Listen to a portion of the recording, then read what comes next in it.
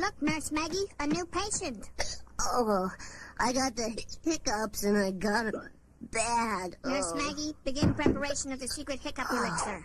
Milk, ice cream, maple syrup, cream of broccoli, hot sauce. No way, man. I knew it. Not enough hot sauce. Climb into the treatment apparatus, please. Confidentially, Nurse Maggie, this treatment has occasional side effects.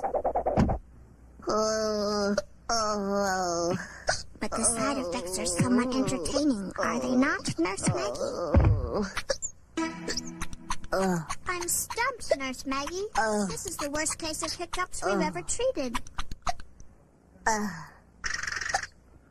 That's it! A combination of our previous techniques followed by the scare treatment. It can't miss.